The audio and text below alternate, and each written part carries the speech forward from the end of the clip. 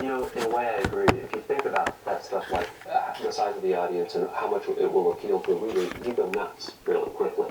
But on the other hand, I think where Mark and I differ a little bit is I think, in a weird way, the condition, sort of commercially for fiction, bears a little bit on the aesthetics of writing right now, because at least the generation that I think of myself as part of was raised on television, which means that at least I was raised to view television as more or less my main kind of artistic snorkel to the universe. And I think television, which is a commercial art that's a lot of fun, that requires very little of the recipient of the art, I think affects what people are looking for in various kinds of art, and I think can make the sort of fiction, which, if I can lump a bit, I think all three of us do stuff that's at least harder than average, weird, requires some work to read. What's interesting to me is the very phenomenon that perhaps demographically cuts into our audience is a big part of sort of what's going on in the country that I think fiction writers are trying to capture in some way. Okay, what's that?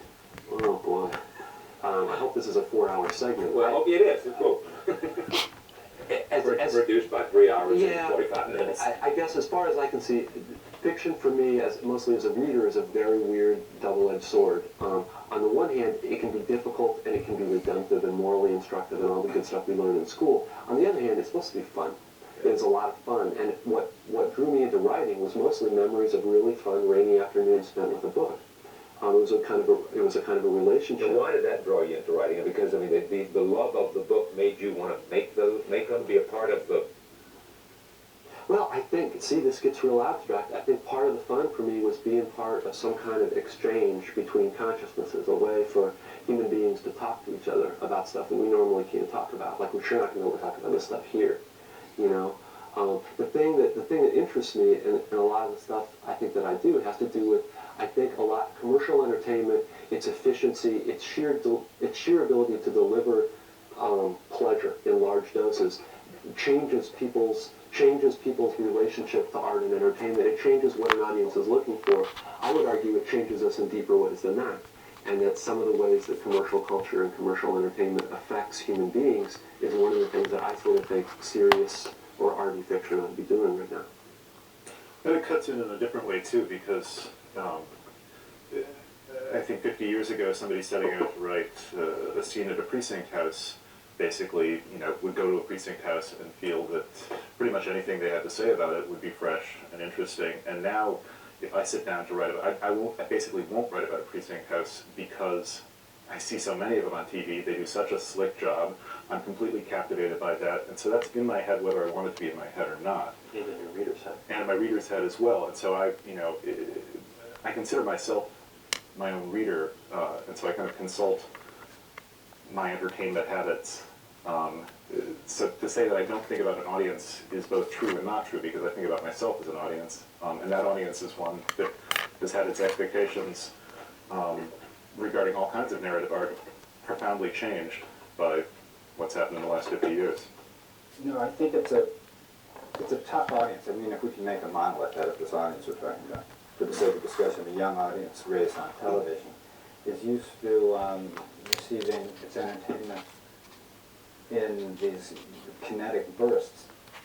And it's tough to sway people like that to a book, to reading a book. I mean, if you go to public places now, first of all, I think one of the terrible things that's happening, and I watch a lot of TV myself, I don't think it's evil in any sense, but I do think compulsory viewing of television is evil.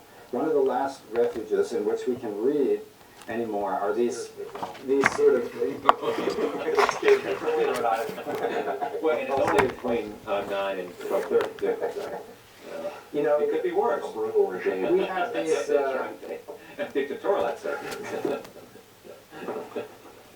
now what was I going to say?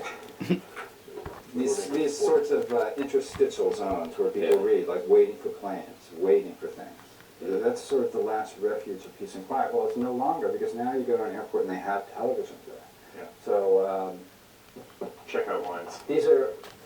now we're dealing with people who almost never experience any sort of downtime in their life from electronic media. But I think one of the things I've always tried to do is accept that as a given, that this is a pretty tough crowd I'm dealing with, and that I have to come up with the kind of work that's able to somehow compete with that.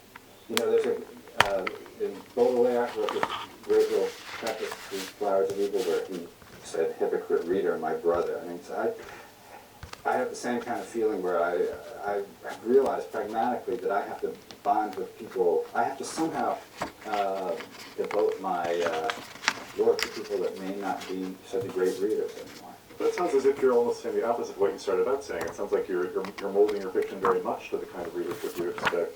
Whereas if... No, I wouldn't say molding. I think you have to be aware and realistic and pragmatic about who's reading your work, because I am. I mean, I'm not going to say you have, you don't have to. But my relationship with my readers is somewhat theatrical. I mean, one of the main things I try to do in my work is delight my reader. And, the work is hopefully funny. Right. In order to do that, you have to know who they are. I mean, you have to have some notion of how they're taking in this information and what they're used to play off it in some way. So it's not a matter of molding your work. So you have to know sort of who the patient is you're dealing with as a doctor. But didn't you say, in a sense, without diving into the point, I heard the same thing when we were talking about in the beginning, the Bobby Fischer